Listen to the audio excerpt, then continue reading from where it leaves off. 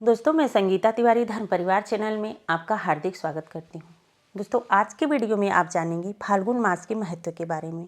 फाल्गुन मास 2025 में कब प्रारंभ हो रहा है और कब समाप्त हो रहा है।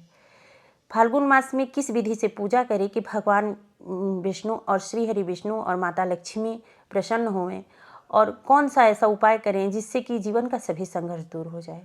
पौराणिक कथा भी बताएंगे। दोस्तों, वीडियो बहुत महत्वपूर्ण है, अंत तक देखिएगा। अगर वीडियो पसंद आए तो लाइक और कमेंट जरूर कीजिएगा।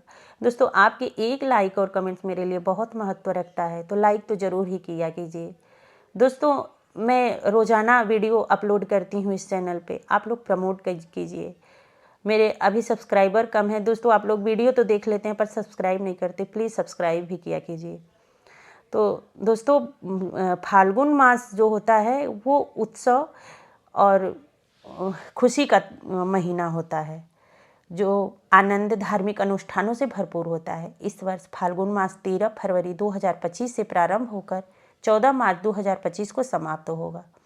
फाल्गुन मास में भगवान श्री कृष्ण और राधा की पूजा शिव का विशेष महत्व है।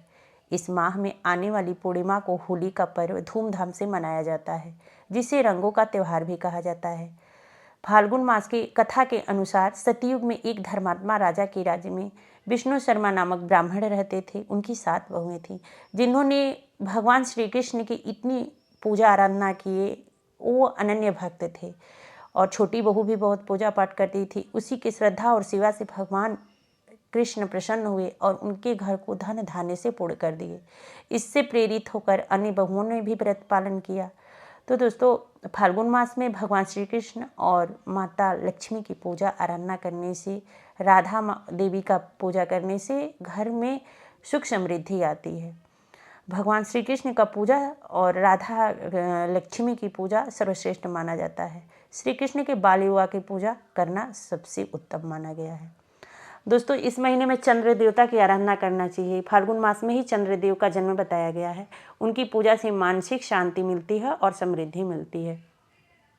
जिसको ब्लड प्रेशर और शुगर जैसी सब समस्याएं हैं, मानसिक है, एंजाइटी, डिप्रेशन, ये सारी समस्याएं हैं, तो चंद्र देवता जो रात्रि में चंद्रदेव होते हैं, उन्हें दूध का अर्घ्य देना चाहिए। शिवलिंग पे जल मिश्रित करके, दूध में मिक्स करके जल को, शुद्ध जल को और शक्कर डाल के अभिषेक करने से भी मानसिक समस्याएं दूर होती है।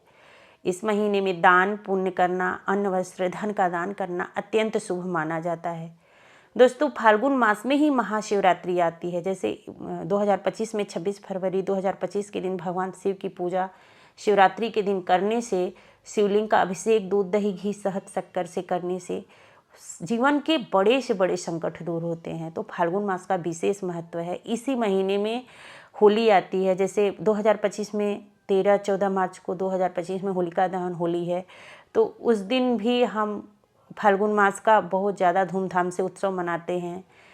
फाल्गुन मास में व्रत और त्यौहार बहुत सारे पड़ते हैं दोस्तों। विजया एकादशी जो पापों का नाश करने वाला होता है, फुलेरा दूज, होलिका दहन, शिवरात्रि, ये सब सकारात्मक जो होता है, ये सकारात्मक ऊर्जा प्राप्त करने वाला त्यौहार है। तो फाल्गुन मास का समय उत्सव, भक्ति और आत्मशुद्धि के लिए अत्यंत उपयुक्त है। इस अनुष्ठानों और त्योहारों का पालन करके जीवन में सुख शांति और समृद्धि प्राप्त होती है। तो दोस्तों, फाल्गुन मास का बहुत ज़्यादा महत्व है। फाल्गुन मास हिंदू पंचांग का 12वां और अंतिम महीना होता है।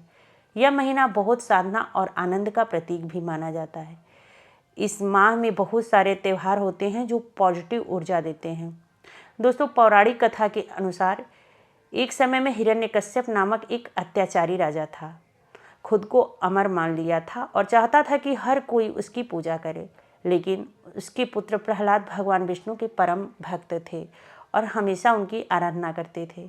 हिरण्यकश्यप ने प्रहलाद को मारने का कई बार प्रयास किए, लेकिन भगवान विष्णु की कृपा से वह हर बार बच जाता था भक्त प्रहलाद।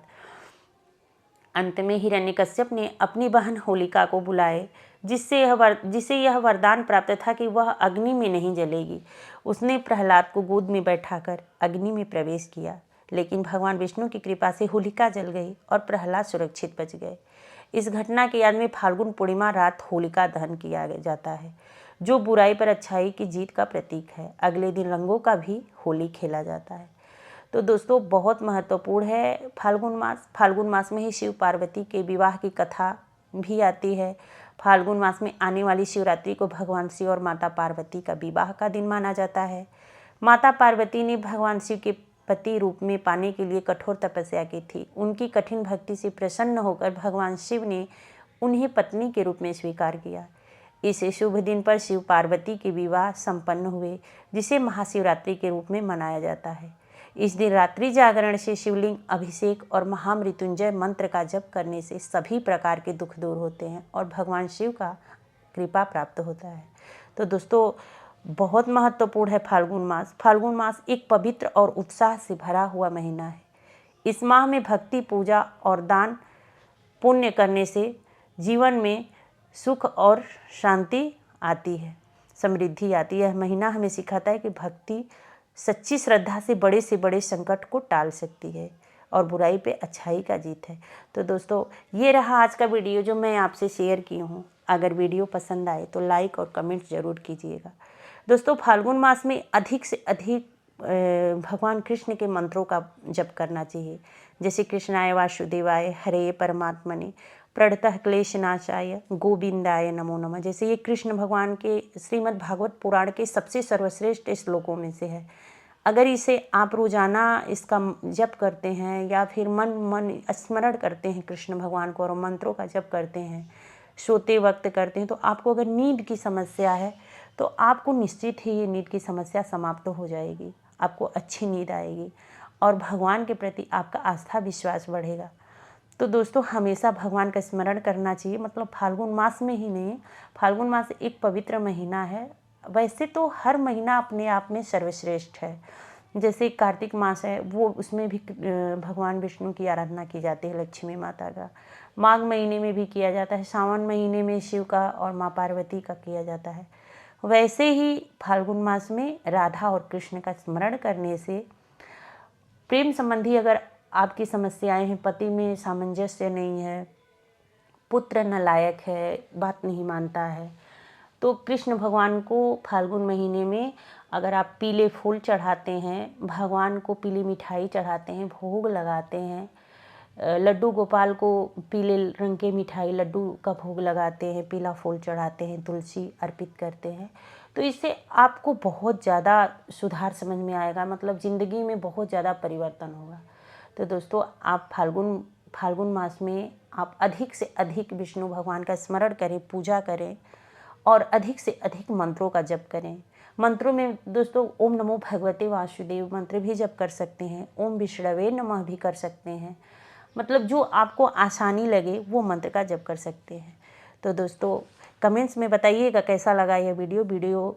अगर पसंद आएगा तो लाइक ज़रूर कीजिएगा। मिलती हूँ अगले वीडियो में, तब तक के लिए जय श्री राधे।